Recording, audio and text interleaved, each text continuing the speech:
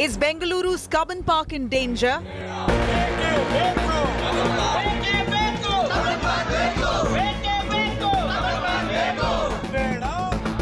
The only lung space in heart of Bengaluru city to choke.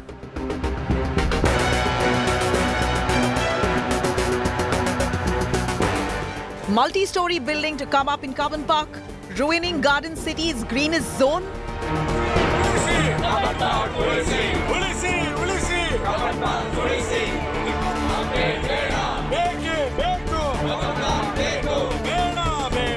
Will this building worsen Bengaluru's air?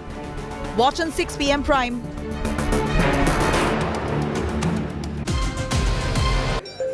Thanks for watching India Today. I'm Nabila, Jamal. Our top focus at 6 p.m. Prime. Bengaluru's Cubbon Park. Is it in danger? The only lung space that Bengaluru has right in the heart of this city is right now in controversy after the Karnataka government has raised discussions around building a 10-storey annex building right in the heart of Cubbon Park, almost choking that one lung space that we have in the city centre. We're going to take you through those details. I'm Nabila, Jamal. The headlines first. Big diplomatic victory for India. Qatar releases 8 Indian Navy personnel who were detained. Prime Minister Modi to visit Qatar Emir on February 14th, right after his UAE tour.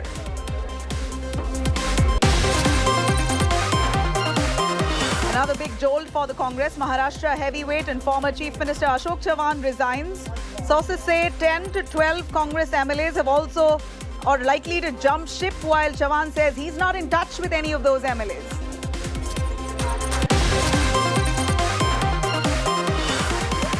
Nitish Kumar wins Bihar trust vote with 129 votes in favour. At least 5 RJD MLAs defect and vote for Nitish. RJD stages a walkout.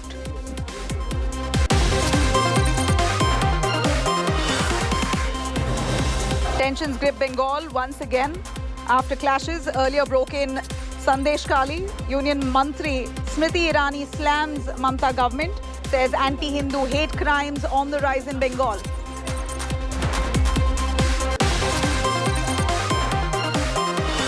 Prime Minister Narendra Modi meets reservation icon Karpuri Thakur's family. This visit comes right after Modi government conferred the Bharat Ratna to Karpuri Thakur. Protesting farmers announced Delhi Chalo March on February 13. Security has now been beefed up. Section 144 imposed in the national capital until 12th of March.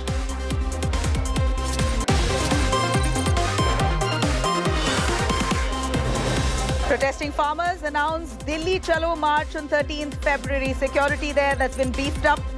Section 144 imposed in the national capital until 12th of March.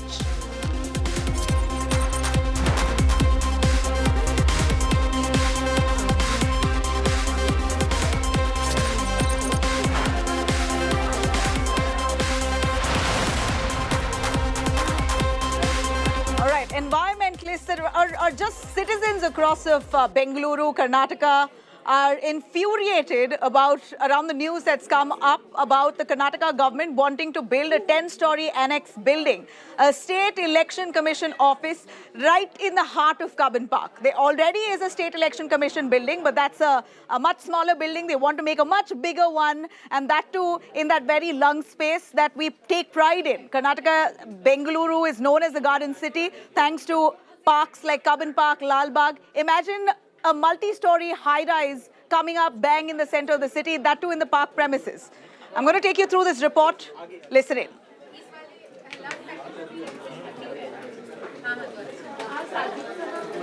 It's not only about the morning walkers and environmentalists alone. Bangalore city, the citizens of Bangalore need their lung space, need to protect that lung space. So every citizen of Bangalore, I feel, will not agree if their lung space is compromised. We need to encourage more green space, create more green space, and not shrink it. That will be seen by our minister, our in-charge minister here, Mr. D.K. Shukumar will be there. And I don't think we will take any such call. Earlier also, initially when there was an issue where the environment is going to be affected, you know that our party and our government is pro-people. We are going to take everything into consideration and only then we take a call. Those are all areas where it has to be absolute park. You cannot go and build build something in that place. So we would request all the people who are behind this not to precipitate the issue. And we should always have a nice Bangalore, as you are aware, is called the Garden City. And a lot of trees and gardens, everything is fine in the Cubbon Park area and so on. We do not want to have any buildings in that area. Bangalore, known as a garden city, turning towards a concrete city. It's very unfortunate. Most of the green patches in the central Bangalore has disappeared. The same thing continues. Whatever the popularity the Bangalore had of the garden city, definitely we are going to lose the tag. As far as the building, constructing some of the buildings in the periphery of Cubbon Park, I think government should ban building any of these multi-storied or big buildings around the park. All right, I'm going to cut across to Sagai Raj, our correspondent who's on ground at the Cubbon Park. Sagai, the place that you're standing at is what Bengaluru takes pride in, Cubbon Park. That's known as the only lung space in the heart of Bengaluru city. Could be choked very soon with a high-rise building that would come up. There's discussions that's just surfaced. But on what grounds has the government decided that they want to infiltrate into that green space? We know that the Karnataka High Court has given a nod to build that building, but that order itself for 5 years was dormant. So what led them to wake up to this order all of a sudden? So if you notice, in the year 1975, there was an act which was been passed by Karnataka government, which is called Government Park Act, where they won't allow any kind of construction above one floor. You can construct up to one floor, not above that. But still, one of the governments in Karnataka have proposed a plan of constructing a multi-story building. It was being opposed by activists, and subsequently it was sub judice, where the case was heard in the Karnataka High Court. In 2019, judgment was passed saying that you can go ahead and construct a multi-story building in the premises of Cubbon Park, but not even a single tree should be cut. So now the activists are up against it when the Karnataka government is contemplating to implement this particular order. Let us go and speak to them what they have to say about this. Ma'am, why do you think that it is going to encroach the lung space of the city, the garden city? Bangalore is known as garden city. Don't you think that it is going to affect it? Absolutely, it is going to affect Cubbon Park premises, basically because for 10-story building, you're talking about a 10-story building. For a 10-story building, you need a lot of parking space, and you're encroaching into Cubbon Park. If you're aware, Cubbon Park used to be 300 acres before. Now they've encroached slowly into Cubbon Park. We've lost about 180 acres already. And then what we've got now is just 120 acres. As Bangaloreans, as people, citizens of Bangalore, we definitely want to protect Cubbon Park, because post-pandemic, people haven't learned their lessons. Because Cubbon Park is a place where people come with their children to spend their weekends. And Cubbon Park is not just a park, like I always say, Cubbon Park is not just a park, it's an emotion for Bangaloreans. We've spent our childhood in Cubbon Park with our families, and we see a lot of families coming and spending their weekends during Saturdays and Sundays here. It's a stress buster. So you're slowly eating up Cubbon Park. We are asking why 10-story building in Cubbon Park? Because it's already happened in 2019, and they had lost the case and everything was settled. They're coming up with this idea again. Why? Why Cubbon Park? We have other parts of the city where you can do the buildings like 10-story building for an election commission office. So why Cubbon Park is our question. So we want to save Cubbon Park. She rightly pointed out that Cubbon Park is an emotion. It's just not a park. Everybody come here either for a walk or a jog or even for their leisure time. On Sundays and Saturdays, you don't get space to sit here. They come with a family. And probably once you construct this, it might going to hurt the people. I mean, it's just not the walkers and the cyclists and the skaters here. This is a part of the city. It's a lung of our Bangalore city. So you just can't be ripping it open for the benefit of some building. See, I'm very, very disturbed that our policymakers and our bureaucrats are not applying their mind when they take such decisions. They want to destroy a lung space, they want to destroy our lakes, they want to destroy our forests. And we are in an extreme climate event situation where every day we are undergoing a lot of stress. And today, Bangalore is struggling for water. When there is a need to save every tree, every grass, in fact, every shoot of grass, there's this move to come in and say we're going to have a 10-story building is ridiculous. Whoever thought about this must be insensitive, or he doesn't care about what people say, what people do. We are all stakeholders in this. They need to take all the people into consideration and decide what we need to do best for us.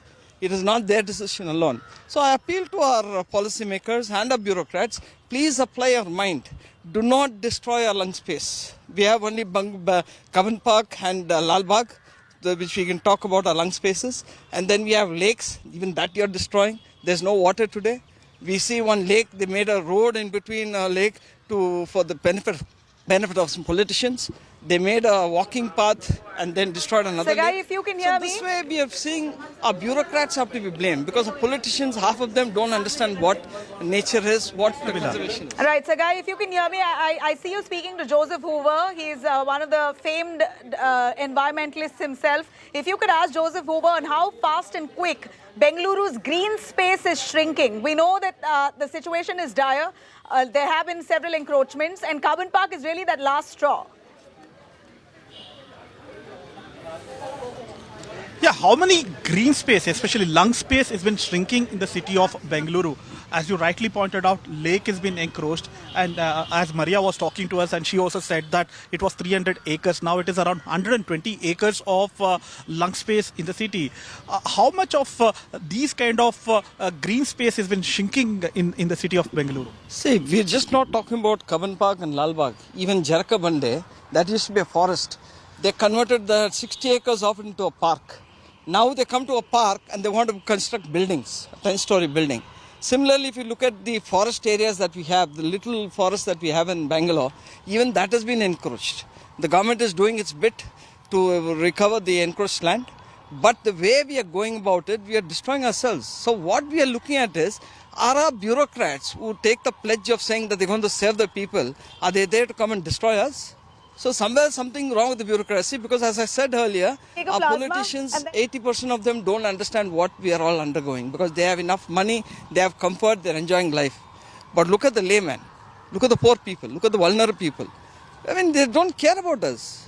And the way Bangalore is going, I can say, because I fought for 2 instances where we wanted to save lakes. Those lakes today are dry. Today, Bangalore is starving for water, crying for water. We are desperate for water. And why are we doing this over and again? And I wouldn't blame just the government and the bureaucrats. It is us. Because most of the time, we as people stay dumb. We do not react. Moment we all come together, like what happened yesterday. Done that. The people have come forward and done Thank that. you very much, Sagai. We've heard the voices. As Sagai brings us many of those voices who are right now in Cubbon Park. And remember, they're going to be showing up in Cubbon Park every weekend. Today, because we've asked them for their views, they've landed up in Cubbon Park. But any given opportunity, they are there asking and demanding answers from the government on why would they come up with a ruthless plan of building a 10-story annex building right in the heart of Cubbon Park. I'm going to take you through, though, a quick look into how Bengaluru's green space has been shrinking. If I could take you through these pointers, a survey report of December 2023 of IISc suggests that Bengaluru is likely to get warmer by 2038. And shrinking of habitat green spaces continues. And it's all due to encroachments of lake bodies and parks like these. 26.28% decrease in Bengaluru's green cover. And that's going to happen rapidly in the years to come. 51.86% increase in Bengaluru's built-up area.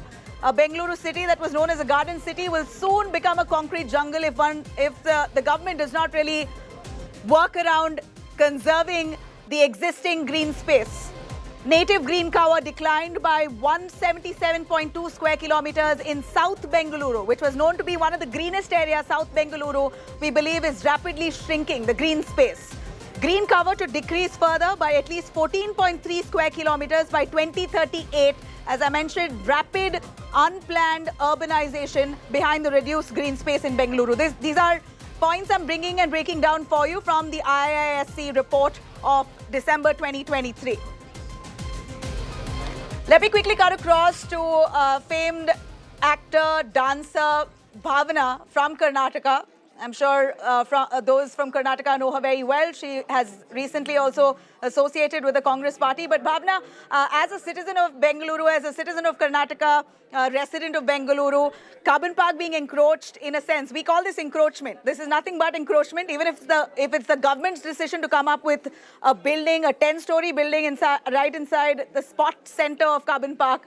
How does that news, how would you receive that news itself? Hello, hi, good evening, Nabila. It's so good to talking to you. Anything, the report what you gave also from IISc, whatever they've given about the Bangalore, it's very shocking that we are going to lose out that much of greenery in and around of Bangalore city area. And growing up here in the city itself, I've been born here in the city itself. I feel much more attached to this land, much more than anybody else probably. But then when it comes to Cubbon Park alone, Cubbon Park is a place, it has given a lot of space to everyone. Every Sunday now it's become a vehicle-free zone and a lot of things have happened. But then it is a pride of Bangalore. It is in one of the most attractive place of Bangalore city. I don't think any government would do that. In fact, earlier also we had a Congress party. Congress wherein when they were in the governance, they were actually given a proposal of Cubbon Park idea of probably all these things. And as of now, I know that Mr. Rizwan Arshad himself also has said that we don't have such proposal, and then even Congress party, irrespective of the party, I think each and everyone really feel very proud of Cubbon Park always and Bangalore city, and we really want to retain the What are your as much memories, as possible. Bhavana, of Cubbon Park? What are your memories of Cubbon Park? List that out for us. It's a Sunday morning affair for all of us. Yes, of course. And it's also a very nostalgic place for me because growing up here in Bangalore and then going to Cubbon Park as a child for all the picnics with my parents has given me so many memories.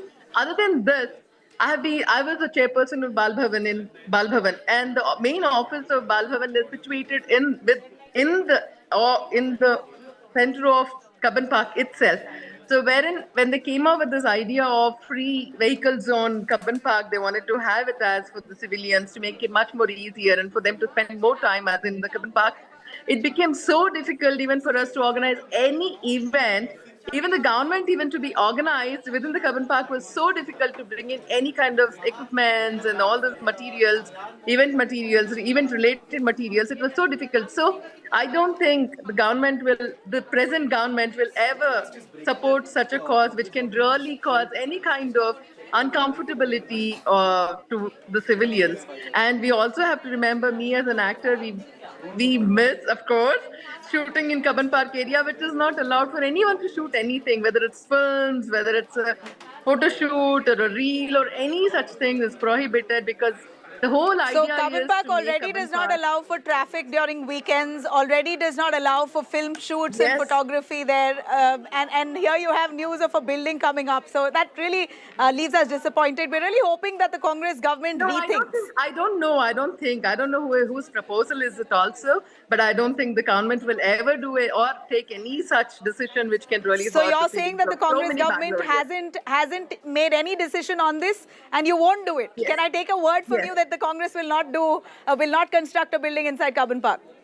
100% from my side. 100%. All right. So that's a statement coming in, a headline in itself, that the Congress government in Karnataka will not build a building in Cubbon Park because you have citizens there you have visuals that we're showing you on our screens here where they've come consecutively 2 days of the weekend with placards, sat in Dharna in Cubbon Park asking for the government to rescind that plan with immediate effect. And here we have a Congress neta, an actor, a dancer, Bhavana, who says that will not happen. It's false information that it will not happen. Bhavana, a quick final word from you. As the Congress government in power in the state, is there anything that you're doing as the government? Is the government doing anything to ensure that our green spaces are protected? By and large, South Bengaluru seems to be deteriorating in that sphere. I think now the awareness about the nature and conservation of greenery and everything, I think it's nothing to do with being politics or not being a politician or no such thing. Each and every individual really feels so high for the city and they really want to come up with a lot of greenery, irrespective of the political party they are in. And of course, not to forget, it's the Congress party who came up with the green, uh, the green movement. So it was us who came up with that.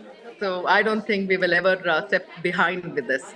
All right. Thanks very much, Bhavana. There you have it. Bhavana giving us a clear-cut answer that the Congress will not go forward with that 10-story building as rumored to be. Of course, the BJP at this point calling this green genocide if it does happen. We're going to wait for a formal statement, though, to come in from the Congress party on this. But for now, our Bhavana there has tried to allay fears of those environmentalists, citizens alike. Thanks very much for watching, though. Stay tuned on the other side. Taylor Swift and her boyfriend, a grand romantic moment at the Super Bowl in the United States. Taking you through those images on the other side. Stay with us.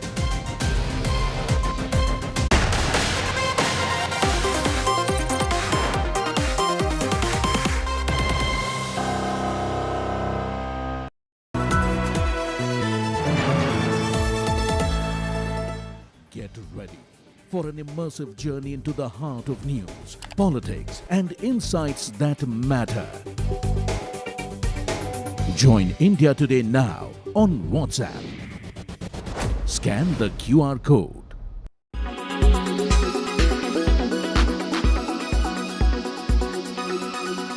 आप जिस community की बात करते हैं उनके हित के लिए भी काम करेंगे।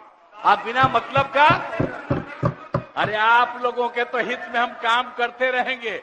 आप तो मेरे साथ थे पहले, अब बीच में इधर से उधर हुए, और आपको मालूम है जब हम पहली बार चुनाव लड़ते थे और उस समय सारे जो हमारे सीपीआई एसडीपीएम के लोग थे सब हमको साथ देते थे और हमारा रिश्ता, और आपकी पार्टी का रिश्ता हम लोगों के साथ। अब बाद में जो इधर उधर करें, अब आपका हम सब चीज सुन न लीजिए, बाद में कहिएगा।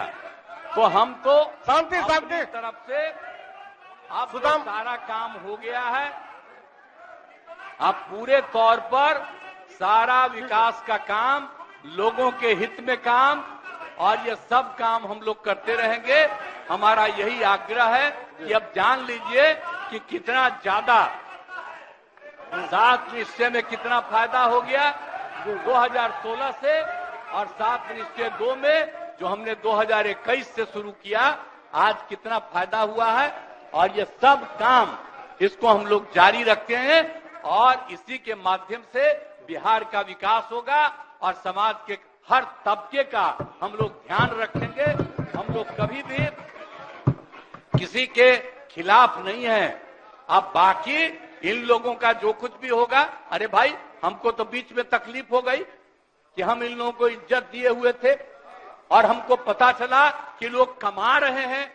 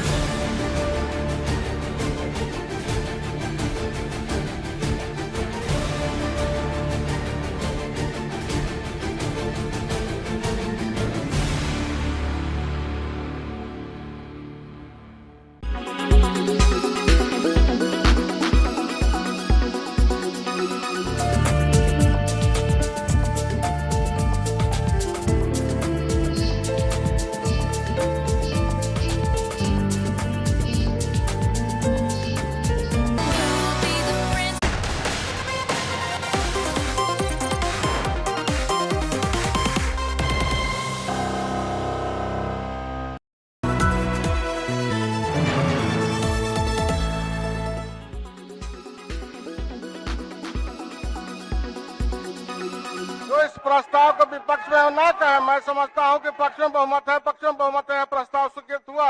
वर्तमान अध्यक्ष को पद से हटाए जाने पर सहमति की पद हुई। माननीय सदस्यगण, इस पर पुनः विभाजन द्वारा मत की मांग की जा रही है। अब हाँ पक्ष वाले खड़े हो जाएं और सचिव अपना गणना कराएं।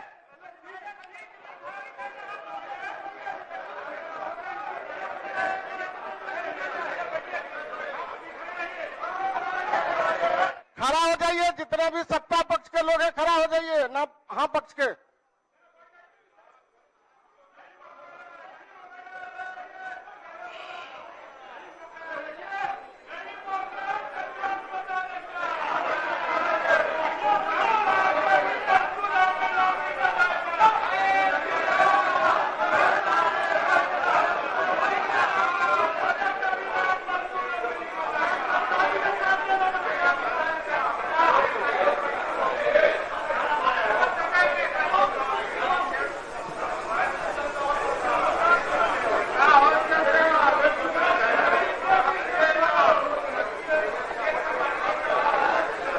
अब ना पक्ष वाले खड़े हो जाएं, सचिव आप गणना कराएं।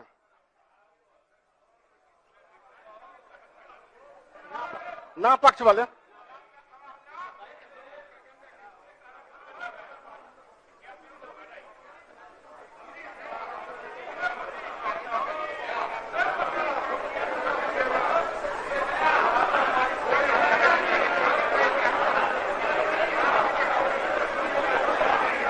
बात तो ठीक कह दीजिए।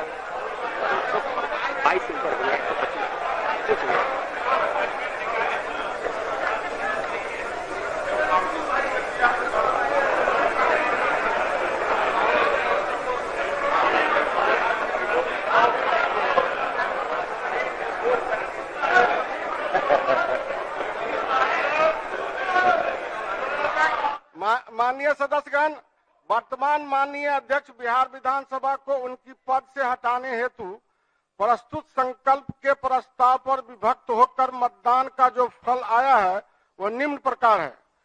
प्रस्ताव के पक्ष में 125 और प्रस्ताव के विपक्ष में 112। अतएव समस्त सदस्यों के बहुमत से यह संकल्प पारित हुआ। अतएव यह प्रस्ताव स्वीकृत हुआ। वर्तमान अध्यक्ष को पद से हटाए जाने पर सभा की सहमति।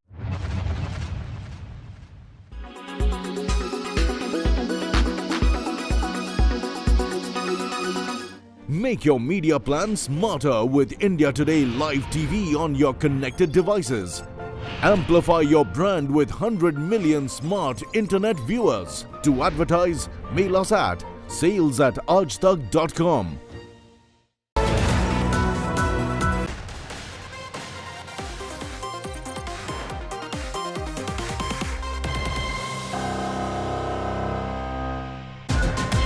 Hello and a very good evening. You're joining us live here on India Today. I'm Akshata Nantagopal coming to you in this very special edition of 6 p.m. Prime from Abu Dhabi. I'm standing right now inside the beautiful, iconic mandir that's been put up here in Abu Dhabi, set up by, in fact, the Swaminarayan Foundation. This is the BAPS Hindu Mandir, the largest Hindu temple outside of the country, outside of India. And fittingly, it's here in the UAE. What you see on your screens is your first inside access, your first access inside the temple. In 2 days from now, Prime Minister Modi will be here to inaugurate, to unveil this temple. This is the main idol of Swaminarayan Ji, but all around this temple, there are 7 idols in all. A message also of connectivity of every Indian wanting to come here is in the sense that this isn't just a Hindu temple.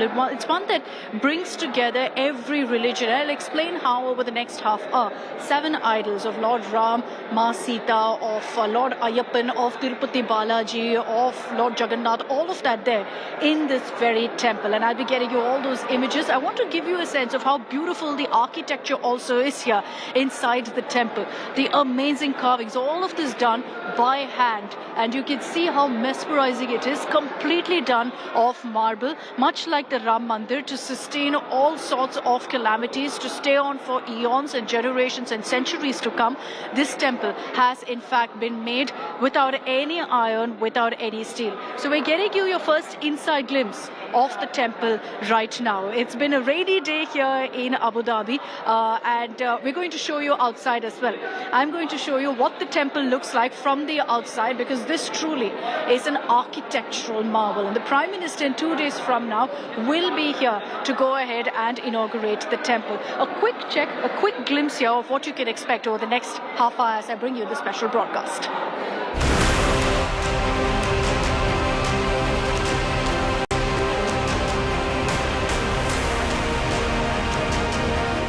first Hindu temple rises in Abu Dhabi.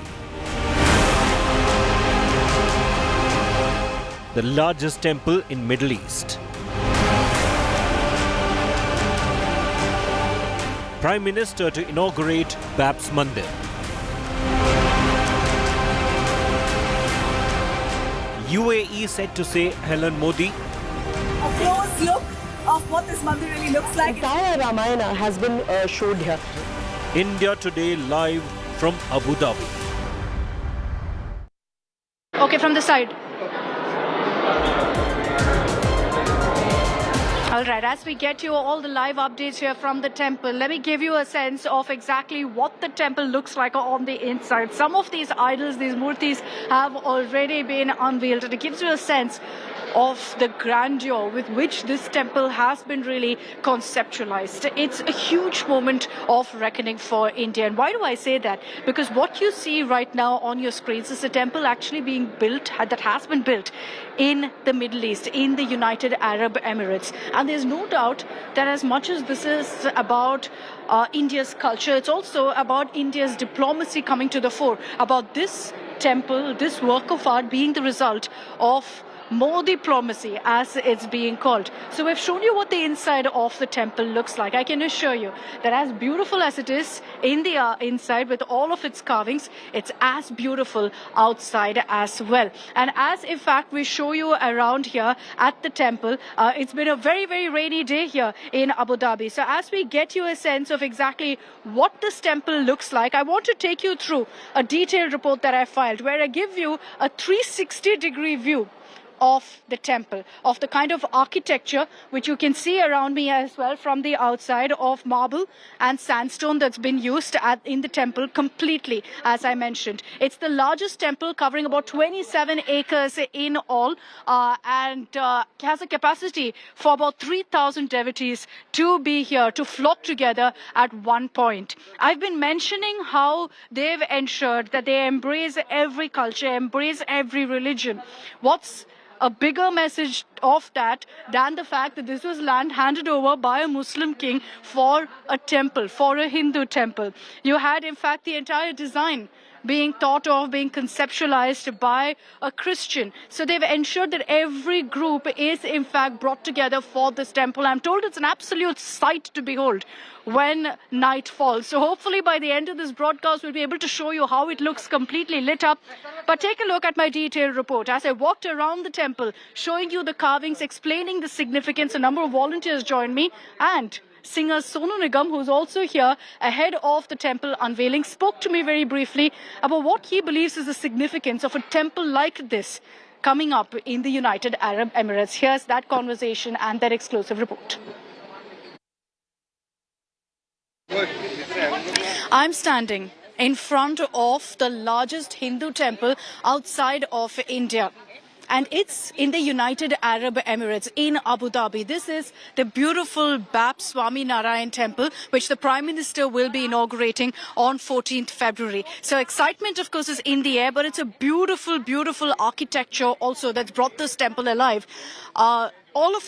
All of it made by hand, and interestingly made of marble as well as sandstone, as you can see here. And the carvings are absolutely beautiful to witness. You can see the preps are still underway here. There's a lot of work that's underway, which is why they put the glasses also right at the entrance, right inside. We're trying to show you there. You can see that there are two idols placed, covered with a white blanket. That will be opened up when the Prime Minister reaches. But you can see inside, beautifully adorned in gold. And that tells you the kind of work that's gone into this particular temple as well. But besides that, why is this temple so significant? We've told you, of course, that because it's in Abu Dhabi, it's something that's now a cultural awakening of sorts, showing India's might across the world.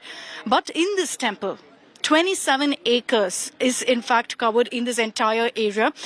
It's huge, massive, and I can show you across, which we will do in just a bit as well. There are 7 idols also in here, and the idea is to ensure that every part of, in fact, the country of India is covered. So you have murtis, you have Lord Ram, you have Sita Ma's idol inside, you have Lord Shiv inside, you have Lord Ayyappan, an idol of Tirupati Balaji, all of that inside of this very temple. And I just want to bring your focus to some of the carvings of, in fact, the temple here. All of it handmade. Remember that from 2019 right up to now, work has been underway at this beautiful, beautiful temple site to ensure that it truly comes alive in this manner. Many of you who've been to the national capital, who've been to the iconic Akshardham temple, will draw comparisons. But what's unique about this temple when compared to that one is, like I said, there are 7 idols here that essentially also ensure that every part of India, every Hindu can come here to also worship the deities. It has a capacity of about 3,000 people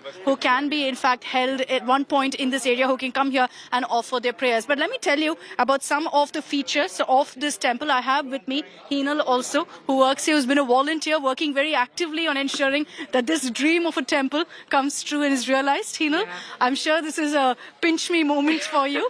What's it been like, bringing this story alive? I look at the carvings and just look at this here. Can I just highlight this part right here that shows what really this temple in Abu Dhabi is about? You see sheikhs there. You see, of course, the brahmacharis there, all shaking hands. And the story of, everyone coming together to build this temple is absolutely beautiful. Tell us a bit about that.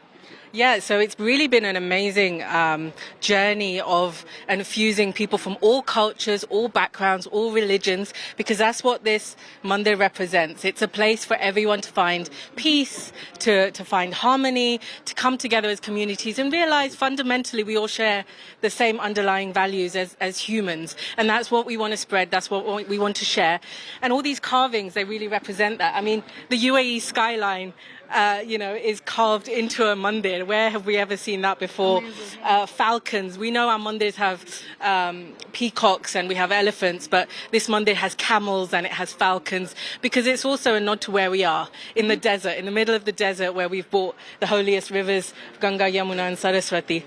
There were also Aztec carvings here, talking about... Yeah, what's the significance of that? I understand that several civilizations also have kind of been weaved into this. Exactly. And it's really, again, to show in every part of this mandir how it's about multiple communities and cultures, and we can learn so much from ancient civilizations. So we wanted to incorporate into the mandir all these stories that teach values, they teach lessons that... I'll just come back to you. I see here singer Sonu Nigam. Sonu Nigam, hi, good evening. Nice to meet you. Akshita from India Today. Wonderful temple. What do you make of it? First impression? Adbhut kahenge, it's beautiful. I still have to go inside, but yeah, from outside, it's a very, very divine visual. And to be in Emirates and to see the love outpouring, it's kind of a sign of very divine bonding between two beautiful nations. You've had the honor of being part of the Pran Pratishtha at the Ram Mandir, now here for the Babs Mandir as well. Blessed moment, I'm sure. My good fortune that I am getting to. I was the first voice to be heard in Ram Mandir. I'm the last one to be seen before Modi over here. That's a wonderful, wonderful moment. But also, what do you think this means to have a temple in the middle of the Middle East, to have a temple here in UAE? The world is becoming harmonious. The world is becoming a beautiful place to live. This is how the world should be, The world should be respecting each other's culture, religion. And this is also symbolic of two belief systems coming together. We have 7 pillars over here, which are an ode of respect to the 7 Emirates. So it's all a beautiful give and take, and we are witnessing good times. My sincere apologies. I know you're in a rush. All right. Thank you so much. Thank you very much. So we've seen, of course, singer Sonu Nigam also here. I understand that there will be several people who are also part of the unveiling of this temple. But when the Prime Minister comes, Heenal, and if we can go forward here to this point as well, when the Prime Minister comes, what can we expect? What will be part of the temple unveiling? What kind of, pujas? What will be the proceedings that we witness? Yeah, well, we don't want to spoil all the surprises, and all of that will come out, and there will be a live stream on the day. But obviously, everyone's excited. The Honourable Prime Minister, is very excited. He was here when it was announced that there will be a temple here. His close relationship with the UAE leadership as well. So it will be a very harmonious day. I'm sure. Thank you very much, Hinal. Congratulations to all of you and your hard work paying off. But we just want to show you how beautiful this temple is. The words simply can't do justice to the kind of carvings and what's brought really this temple together. The architecture is simply marvelous, and there's such a positive energy that reverberates around this temple as well, which you feel when you walk around here. There are preparations underway because it's been an extremely rainy day here in Abu Dhabi, so everyone is kind of ensuring everything is put together. But you can see through the glass here that there are murtis that are placed, all covered right now, waiting for the temple to be unveiled. I'm not sure how much you can catch, but from here I can see through the glass and get a sense of how intricate the carvings are inside too. I'm sure you're also drawing parallels between how this temple looks in the Ram Mandir in Ayodhya, and that's because, again, here too, it's the traditional Nagara architecture that's being followed, that's been used essentially to bring this temple to life. For the last many years, from 2019 to now, we've been seeing, of course, work on this particular temple. And there's a beautiful story also about how they've ensured that every single point of this temple has a significance. For example, the fact that also you heard from Hinal there about the message of secularism, the message of everyone coming together, which is coming through with a Muslim king having donated land for this mandir, for a Hindu temple. The lead architect is Catholic Christian. The project manager was a Sikh. The foundational designer a Buddhist, the construction company a Parsi group, and the director comes from a Jain tradition. So they've covered all religions, and that was intentionally done to ensure that the message of cultural, religious diversity also shines through with this temple, that this isn't a temple just for Hindus. This is a temple for humankind, for everyone to come together and celebrate the energy that you will feel from this very temple. So this is your first glimpse at the Bap Swaminarayan temple, the largest Hindu temple in the world outside of India. And fittingly, because it indicates, and this is standing testament to the amazing ties right now between the Modi government, between India and the UAE. This here is a standing testament of that. So very fittingly, this temple has been built in Abu Dhabi, and the Prime Minister will be here to unveil the temple. This is your first exclusive sneak peek. With video journalist Prem, this is Akshita Nandagopal reporting from Abu Dhabi for India Today. So the Prime Minister will be touching down here in Abu Dhabi tomorrow. He's got a packed schedule ahead. Two big highlights. One, of course, the inauguration of this beautiful temple. The other is the Alan Modi event. But besides that, what we've been seeing is that the Modi government has put a big deal of focus really on ties with Middle Eastern nations, including UAE, which is also translated to what we witnessed in Qatar with the release of 8 Indian Navy men. 7 of them who are back home. That's the result of the Modi government putting the focus on bettering ties with countries like the UAE and Qatar. Our next report, we decode for you what the 7th visit of Prime Minister Modi to the UAE is all about.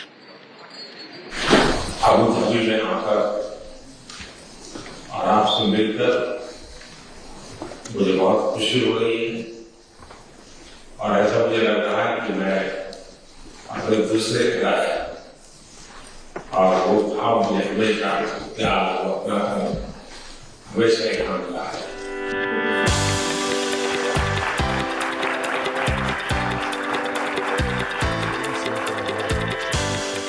This comment sums up the India-UAE relationship today. India's relationship with the United Arab Emirates has undergone a makeover in the last few years under the leadership of Prime Minister Modi. And that's reflected in the bonhomie that Prime Minister Modi shares with the UAE Crown Prince Mohammed bin Zayed Al Nahyan. Prime Minister Modi has repeatedly called MBZ his brother, and the chemistry between the two leaders has always been warm and personal. Since his first visit in 2015, the first by a Prime Minister to the UAE in 34 years, Prime Minister Modi has visited UAE 6 times and has also hosted bin Zayed Al Nahyan several times, the most recent being in Gujarat for the vibrant Gujarat Summit. It was a truly unprecedented event as the UAE Crown Prince even addressed the summit, a rare honor and indicative of how far India-UAE ties have come. The Prime Minister's visit to the UAE on 13th and 14th February will also be another highlight of the India-UAE story, with a slew of bilaterals and mega events lined up, including the historic opening of the Bap Swaminarayan Temple in Abu Dhabi. But why has Prime Minister Modi focused so much energy on improving India-UAE ties? The biggest takeaway of the relationship between the two countries has been economic. UAE has been one of the biggest oil suppliers to India, and even non-oil trade has surged. UAE is the fourth largest investor in India, and bilateral trade between the two nations is pegged at over $85 billion. There is also a massive Indian diaspora in the UAE, and the Golden Visa is an indication of how talks has helped Indians moving to the Muslim nation. On the strategic front, UAE's public bonhomie with India sends a message to Pakistan, particularly when it tries to raise the anti-India propaganda on global platform. Hugs, handshakes, even road shows. The India-UAE dosti is touching new highs with every visit by the Prime Minister to the United Arab Emirates.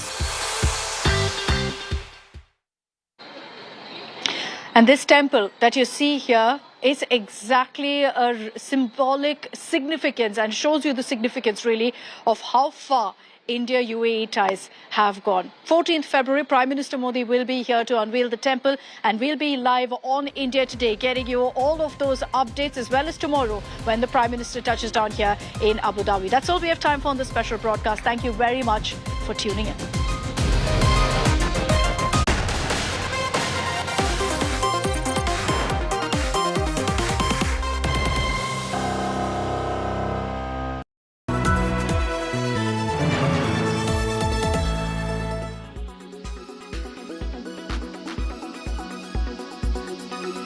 सदस्य कुल उपस्थित सदस्यों की संख्या के मतदान से यह प्रस्ताव स्वीकृत हुआ।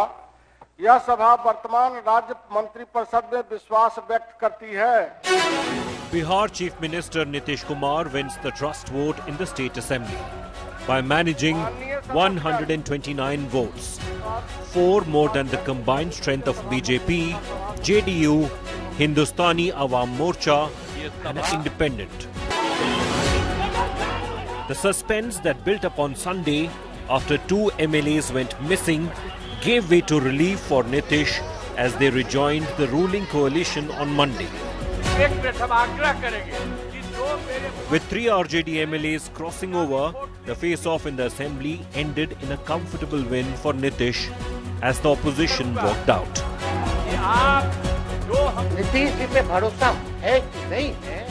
Earlier in the assembly, former Bihar Deputy CM and RJD leader Tejasvi Yadav launched a blistering attack on the Narendra Modi government and his former ally Nitish Kumar, prompting an equally fierce counter-attack by the NDA. The writing on the wall was clear early in the day. A no-confidence motion was passed in the assembly against Speaker Awadh Bihari Chaudhary from the RJD. Clearly, the numbers were in Nitish's favour. RJD MLAs Neelam Devi, Chetan Anand and Prahlad Yadav were seen with the treasury benches right from the beginning.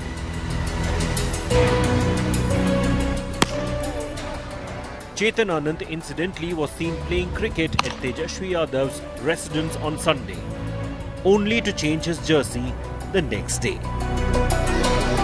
With Rohit Singh, Bureau Report, India Today.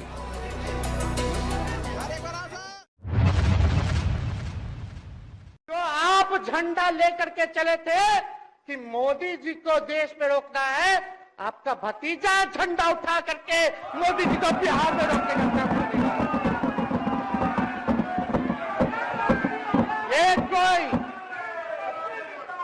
ये कोई पहली बार नहीं है, ये कोई पहली बार नहीं है मुख्यमंत्री जी, जो आप लोगों के साथ हम लड़ रहे हैं अकेले। हमारे साथ कांग्रेस है, माले है, महागठबंधन हम लोगों ने बनाया था 2020 में, और 20 में तो क्या रिजल्ट हुआ था उसी का ना पीड़ा आज मुख्यमंत्री जी का कि तीसरे नंबर का पार्टी हो गए।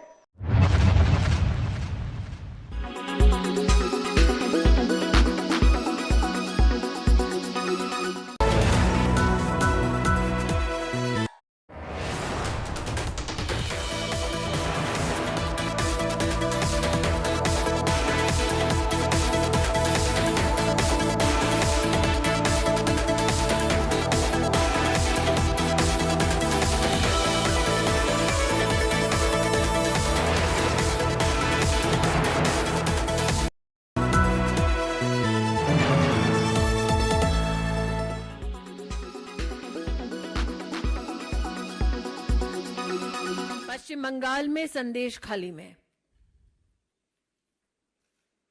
कुछ महिलाओं ने मीडिया को संबोधित करते हुए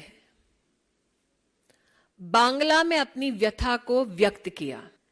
टीएमसी के लोग घर घर जाकर देखते थे किस घर की कौन सी बहू सुंदर है, के कौन बॉयशी, उम्र में कौन कम है। ये बंगाल की संदेश खाली की महिलाएं पत्रकारों से बांग्ला में कह रही थी कि उनके पतियों को आकर टीएमसी के गुंडों द्वारा बोला जाता, तुमी स्वामी होते पारो किंतु तुम्हार कोनो अधिकार नहीं।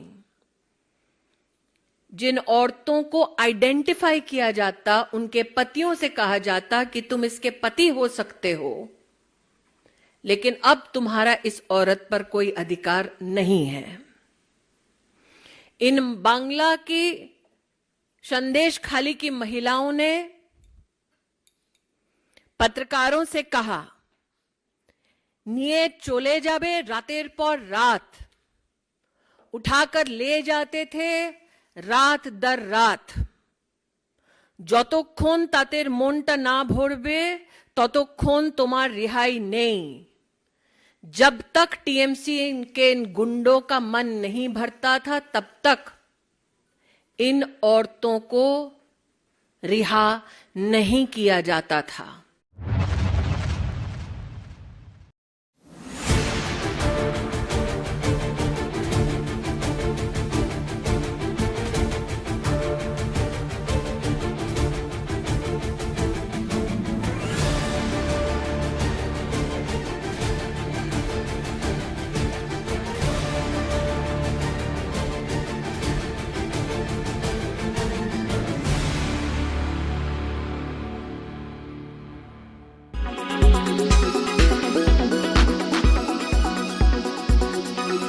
Weather forecast now. Delhi, maximum 24 and minimum 10 degrees.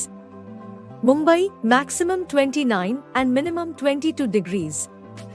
Kolkata, maximum 30 and minimum 17 degrees. Bengaluru, maximum 30 and minimum 18 degrees. Chennai, maximum 28 and minimum 23 degrees. Hyderabad, maximum 32 and minimum 19 degrees.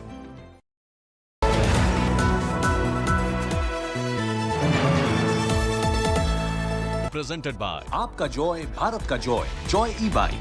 Co-presented by green lam laminates, कुछ मेरा कुछ तुम्हारा। Co-powered by Parul university, Vadodara, Gujarat.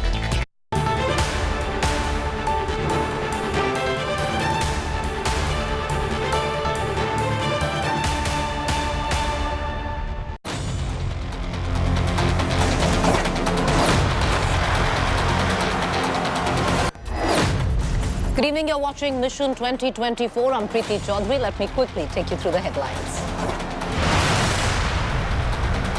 Nitish Kumar wins the Bihar trust vote with 129 votes in favour. At least 5 RJD MLAs defect and vote for Nitish. RJD stages a walkout. Another big jolt for the Congress. Maharashtra heavyweight and former Chief Minister Ashok Chavan resigns. Sources say 10 to 12 Congress MLAs may also jump ship with Chavan.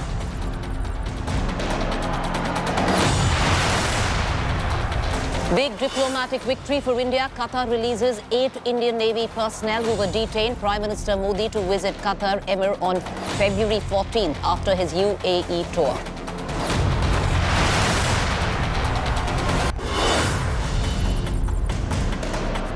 Tension grips Bengal once again after clashes earlier broke out in Sondeshkhali. Union Mantri Smriti Irani slams Mamata government, claims anti-Hindu hate crimes.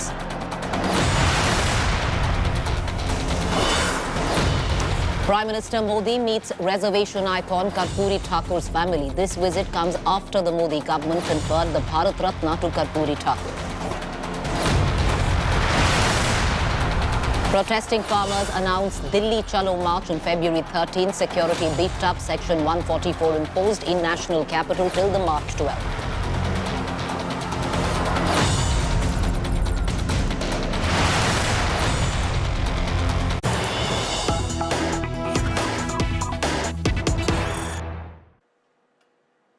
right, the latest that is coming in is where the alliance is concerned between the Congress and the Samajwadi Party in the state of Uttar Pradesh. Well, the seat share on the 80 seats in Uttar Pradesh could be announced within a week for Uttar Pradesh, where the Congress and the Samajwadi Party alliance is concerned. Congress will actually look at getting 15 to 16 seats in the alliance. Amethi Rai Bareli seat will be given to the Congress party. Sonia Gandhi likely to move to Rajya Sabha from Rajasthan. Congress will announce its candidates in the next 1 to 2 days for those 15 seats. That's the big news break that we're getting in. Rahul Gautam joins me live on this news break. Rahul, in all probability, word coming in, Sonia Gandhi moving to Rajya Sabha from Rajasthan. That means the seat of Rai Bareli, the only one which the Congress won in 2019, will lie vacant. Word also coming in that Priyanka Gandhi could take over the Rai Bareli seat as well.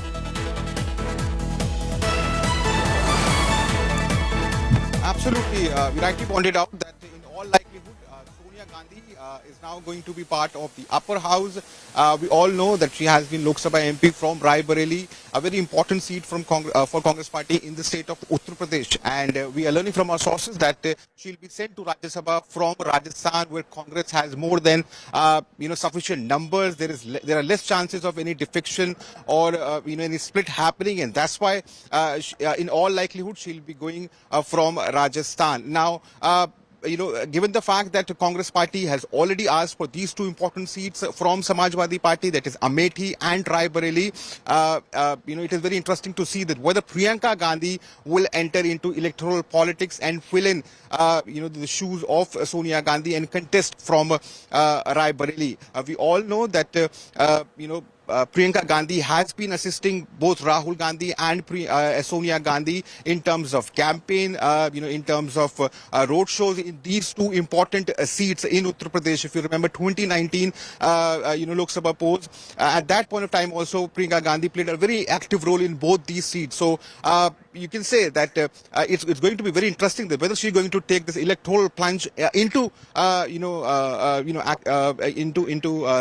Lok Sabha polls and going to contest from Rai Bareli or not. But it's a crucial lots of speculation, Rahul Gautam, just in the ambit of pure speculation, even on the seat of Amethi. Of course, word coming in that the Congress could get 15 seats in this alliance. But having said that, the speculation coming in even on the seat of Amethi that Varun Gandhi, who's right now with the BJP, could stand from Amethi as an independent.